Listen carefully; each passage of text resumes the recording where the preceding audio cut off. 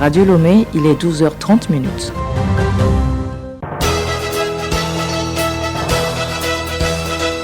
Le journal Hélène Assabi.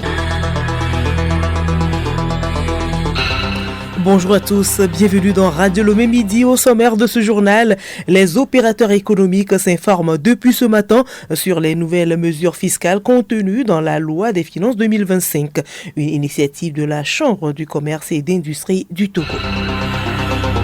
L'amour au rendez-vous ce vendredi, c'est la Saint-Valentin qui parle de fête, parle de cadeaux. Quel type de cadeaux offrir le jour de la Saint-Valentin? Réponse dans un instant.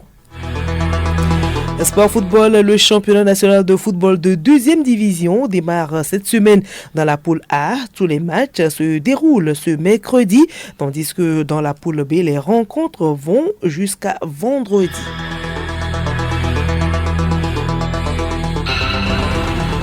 radiolomé.tg. Tentez de toujours mieux la comprendre. La loi de finances 2025 fait encore objet de discussion depuis ce matin à Lomé. Une initiative de la Chambre du commerce et d'industrie du Togo en faveur des opérateurs économiques. Compte rendu par Com Johnson. Fidèle à sa mission de promouvoir le secteur privé, la CCIT réunit depuis ce matin à Lomé, à l'intérieur du pays, des opérateurs économiques. Objectif, leur faire comprendre au mieux la loi de finances 2025. Pidassa Awali, directeur général cabinet fiscal RH, formateur. Cette loi n'accompagne, elle est vraiment destinée à outiller davantage, accompagner le secteur privé. Mais pour qu'il avoir mieux ces informations, c'est là la Chambre de commerce a voulu qu'on puisse donner les informations nécessaires sur cette nouvelle loi de finances 2025. Cette entreprise qui existe doit contribuer au développement économique du pays. Donc c'est à travers les recettes, le paiement d'impôts, que l'État aussi pourra rejaillir ces revenus-là sur le secteur social et également accompagner les PME qui sont en train de remonter. Au cours de la session, tout sera débattu. Tout ce qu'il y a eu comme réforme sur la nouvelle loi de finances sera exposé aux opérateurs économiques. Pour le président de la Chambre de commerce et d'industrie du Togo, cette formation a pour ambition d'accompagner les opérateurs économiques et de les sensibiliser sur les implications de ces réformes fiscales pour leur activité et le climat des affaires. José Simenou.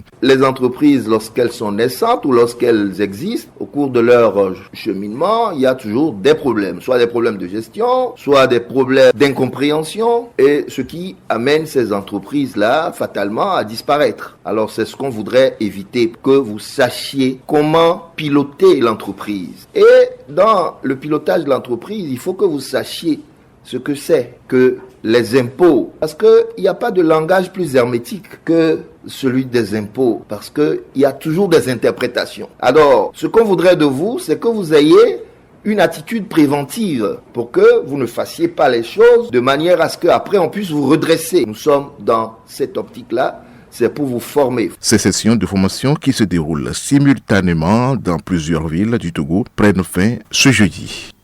Et pour booster l'économie togolaise, le gouvernement est vent debout contre le blanchiment d'argent. Un phénomène qui consiste à injecter de l'argent ou des biens issus des activités illicites dans les canaux légaux. Le Togo, à l'instar de ses pairs de l'UEMOA, a mis en place un dispositif juridique et institutionnel pour combattre le blanchiment des capitaux. Léontine Atoguiman revient sur ce dispositif dans la page économique de ce jour. Il ne fait l'ombre d'aucun doute qu'il existe aujourd'hui dans l'espace UEMOA un dispositif en mesure de détecter toute situation suspecte. Regina Bondé, gestionnaire du centre d'information du GIABA. Lorsqu'elle se rend compte qu'il y a une opération suspecte, ils ont des drapeaux. Ces drapeaux alertent et le processus est déclenché. Ces déclarations d'opérations suspectes sont destinées aux différentes cellules nationales traitant des informations financières. Ce n'est pas seulement les banques, mais il y a aussi d'autres corps de métier qui sont assujettis, qui ont obligation de déclarer des opérations suspectes, frauduleuses, qui puissent déclencher une analyse, une investigation. Regina Bondé revient sur le processus après la déclaration qui consiste en des poursuites judiciaires. Lorsque la déclaration est transmise à la CENTIF, celle-ci va lancer le dispositif d'investigation. S'il est avéré qu'il y a blanchiment d'argent, le processus est transféré aux autorités compétentes. Au tribunal, il y a des confiscations, il y a des jugements et le processus juridique se met en place. Il y a des condamnations. La banque aussi peut échanger des informations avec d'autres acteurs, veiller aussi au respect du secret professionnel de la vie, mais lorsqu'il y a des tentatives où il y a des déclarations, des mouvements suspects, la banque doit attirer l'attention. Ce dispositif anti-blanchiment est de l'UEMOA, Union monétaire ouest-africaine. Il est donc exploité dans tous les pays membres de l'Union. Et de l'argent, on en a besoin pour les élections sénatoriales samedi prochain au Togo. Le processus suit son cours. La campagne électorale démarrée le 30 janvier dernier prend fin ce jeudi. Les candidats ont encore 3 jours pour convaincre les grands électeurs que sont les conseils régionaux et municipaux. Les différentes parties prenantes au processus des élections sénatoriales se mobilisent également pour le bon déroulement du scrutin. Que fait la Cour des comptes dans ce processus électoral? Sybille Lawson nous en parle. Dans le processus des élections sénatoriales, la Cour des comptes est l'organe qui assure le contrôle des fonds de campagne. Sambo Outouloum, conseiller maître à la 3e chambre de la Cour des comptes. Le contrôle de la Cour des comptes porte sur la totalité des fonds collectés, fonds propres, cotisations des membres, dons, mécénat, concours de l'État. En cas de non-concours de l'État, le compte de campagne doit être produit à la Cour des comptes pour les dépenses engagées par les partis politiques et les candidats indépendants durant la campagne électorale en vue de la vérification des pratiques autorisées. Article 120 Code électoral. Et les comptes rendent publics ces observations et codes. Article 130, alinéa 3 du Code. Avant même l'élection, la Cour des comptes commence son travail. Il s'agit ici de détecter les risques liés au comportement des candidats, des électeurs et toute partie prenante dont les actions ont des incidences financières sur ces élections. Observer les moyens déployés, véhicules, lieux de rassemblement, etc. Observer la sincérité et la régularité des dépenses. S'assurer du respect de l'article 72 sur l'utilisation des biens ou moyens d'une personne morale, du droit public, d'une institution ou d'un organisme privé et public au fin des campagnes électorales, car après le vote, la Cour poursuit son contrôle grâce aux comptes faits par les candidats. S'ils ne respectent pas ces exigences, les partis politiques peuvent écoper des sanctions de la Cour. Ces sanctions vont de la perte du droit à la subvention de l'État au remboursement total ou partiel des sommes perçues. Créée par la Constitution de 1992, la Cour des comptes est composée du siège comprenant 4 chambres dirigées par les présidents de chambre et du parquet général. Le parquet général est lui dirigé par le procureur général près la Cour des comptes et est composé des avocats généraux. L'institution a à sa tête un premier président.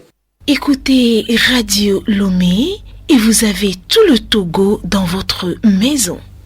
Protection de l'environnement à présent, la lutte contre les changements climatiques dans les pays de l'espace UEMOA se poursuit. Le roadshow du programme préadapté aux catastrophes naturelles comptant pour l'année 2025 a été officiellement lancé ce mardi à Lomé. Ce mécanisme mis en place par la Banque ouest-africaine de développement BOAD et de plusieurs partenaires offre des prêts pour financer des projets d'adaptation aux aléas climatiques combinés à une assurance paramétrique. La phase pilote du produit a été lancée en août 2024. Elle a impliqué 4 pays, à savoir le Bénin, la Côte d'Ivoire, le Sénégal et le Togo, qui a bénéficié du premier déclenchement suite aux fortes pluies et inondations qui ont frappé plusieurs régions du pays. Et justement, un forum régional mobilise les femmes depuis ce matin à Lomé sur les changements climatiques. Objectif, les pousser encore plus à l'action contre le phénomène. Plusieurs délégations participent à cette rencontre initiée par le ministère en charge de l'environnement. Éducation pour poursuivre, le ministre de l'enseignement technique et de la formation professionnelle et de l'apprentissage, Isaac Tiakbe, a échangé vendredi dernier avec le corps enseignant et les élèves du centre technique et de la formation professionnelle de Borgou dans la commune Kmendial 2. Le point avec Sylvain Bassabi Laborja de l'agence togolaise de presse Kmendial. Ces échanges s'inscrivent dans le cadre d'une tournée de supervision des établissements techniques de la région de Savane. Elle a pour objectif de prendre contact directement avec les acteurs de terrain afin de mieux comprendre les réalités auxquelles ces centres sont confrontés. Il s'agit aussi d'identifier les solutions permettant d'améliorer les résultats en fin d'année. Plusieurs doléances ont été faites, notamment la nécessité de sécuriser l'établissement par la clôture du centre, la création d'une cantine scolaire, l'installation d'un transformateur électrique pour assurer une alimentation stable, le suivi des dossiers administratifs des enseignants et la construction d'un bloc administratif. Le ministre Tiakpe a félicité et encouragé le corps enseignant pour son engagement et la qualité du travail accompli malgré les défis posés par l'insécurité qui sévit actuellement dans le Grand Pendjal. Il a insisté sur l'importance de poursuivre dans cette voie et d'appliquer les orientations gouvernementales relatives à la formation, aux ateliers et aux stages afin d'offrir aux élèves une éducation de qualité. Concernant les revendications soulevées, le ministre Tiakpe a rassuré que des mesures prioritaires seraient rapidement mises en œuvre pour garantir le bon fonctionnement du centre.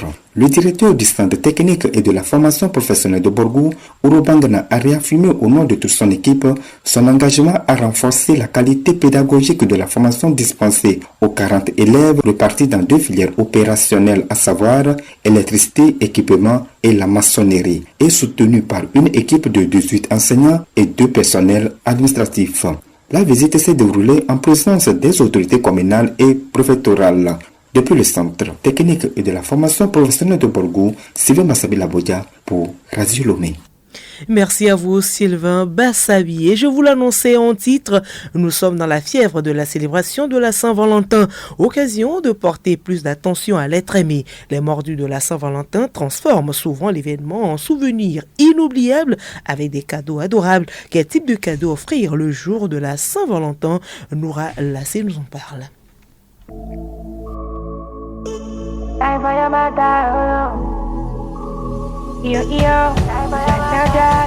Classiques gourmands, romantiques, originaux, extravagants, simples ou coquins, la Saint-Valentin, tout est permis pour surprendre agréablement l'être aimé. Même si le choix de l'idée géniale ou du cadeau parfait deviennent parfois un casse-tête chinois. Radio Lomé nous conseille de laisser parler notre cœur et elle nous propose des cadeaux personnalisés et des idées incroyables pour la fête de l'amour. Des coffrets de chocolat blanc, noir, doré, délicieux, fondant moelleusement en bouche, un bijou gravé de la date de votre rencontre pour un beau souvenir d'amour. Une tasse avec une photo de vous deux, un t-shirt à l'effigie de vous deux tête contre épaule incrusté dans un grand cœur rouge, un shooting en amoureux pour de doux souvenirs. Commandez un objet fabriqué par un artisan local pour une fusion culture, modernité, tendresse. Offrir un coffret de massage avec des huiles essentielles romantiques, sensuelles et apaisantes ferait bien l'affaire. Des jeux de société pour résoudre des énigmes à deux. Pour celles et ceux qui se veulent plus originaux, une lettre enflammée qui vient du cœur et écrite à la main. Idée et idée, une escapade romantique pour s'offrir une parenthèse enchantée. Organiser un dîner tendre aux chandelles ou sortir pour un endroit digne des 1001 nuits. Si vous choisissez rester chez vous, cuisinez un repas à deux pour vous charmer et redécouvrir ensemble des saveurs. La Saint-Valentin, c'est aussi des moments de complicité, des clins d'œil furtifs, une conversation profonde, de petites attentions qui laissent des empreintes bien plus durables que les plus coûteux des cadeaux non accompagnés de sentiments véritables. Les relations, comme le souligne Radio Lomé, se nourrissent de connexions émotionnelles. Le plus beau cadeau, le cadeau suprême est et restera l'amour. Oui, l'amour en soi.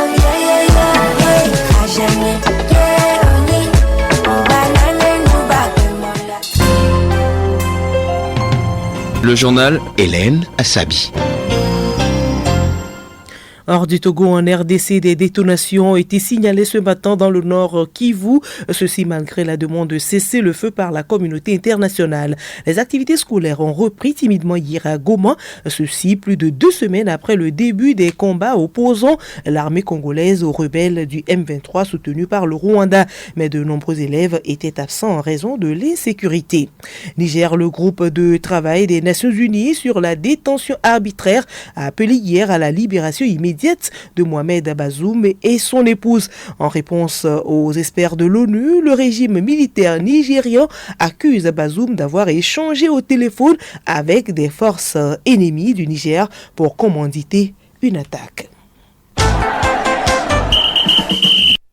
Sport Football Coupe Unir dans le moyen mono. La compétition est à l'étape de la finale dans la commune 2. Cette finale se dispute dimanche prochain à Kwekpleme. Sur un autre volet, c'est le retour de la deuxième division du football masculin. Solim Lemon.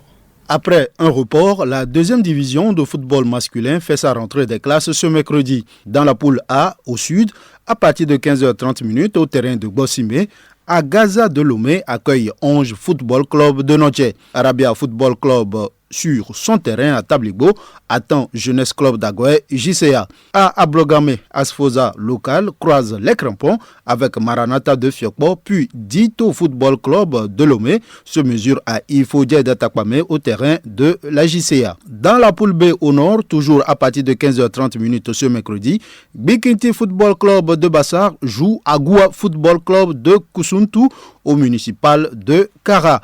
Au même moment, Semassi de Sokode accueille à Sokode US Koza de Kara. Jeudi, Tchaoudjo Athletic Club TAC reçoit Fouadan Football Club de Dapaon au municipal de Sokode. Puis vendredi, Koroki Metete de Tchamba se mesure à Kakad de Dufelgou, toujours au municipal de Sokode, pour le compte de cette première journée de la deuxième division. Coupe Unir dans le moyen mono, les demi-finales ont été disputées ce week-end dans la commune de Blagapar de Salibé à Étrier, Kativou Football Club 3-0. New Star Football Club de Kwekpleme perd 2 tirs au but, réussi contre 4 pour Espoir FC de Kwekpleme. Temps réglementaire, 0 but partout. La finale se déroule dimanche prochain à Kwekpleme dans la commune de Blagapar de Salibé s'oppose à Espoir Football Club de Kwekpleme. Le vainqueur disputera la coupe avec Adja Football Club de Tou, vainqueur de la commune 1. Cette coupe Unir est une initiative du district préfectoral de football du Moyen Mono, parrainée par les cadres Unir du Moyen Mono. Et pour finir, barrage aller de la Ligue européenne des champions. Ce mardi, Brest reçoit le Paris Saint-Germain. La Juventus se mesure au PSV Eindhoven. Le choc de ce mardi mettra aux prises Manchester City et le Real Madrid. Puis Sporting joue Dortmund. Ce mercredi, Club Bruges Atalanta Bergame, Monaco Benfica, Feyenoord Milan AC, puis Celtic Bayern Munich.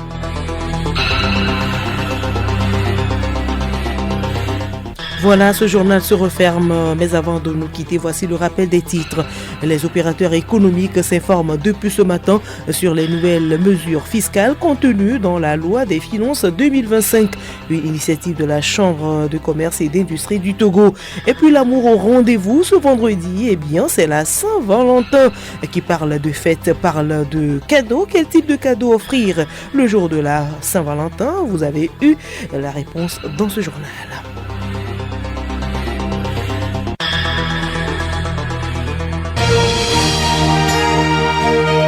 Radio Lomé, boîte postale 434, email radiolomé@radiolomé.tg.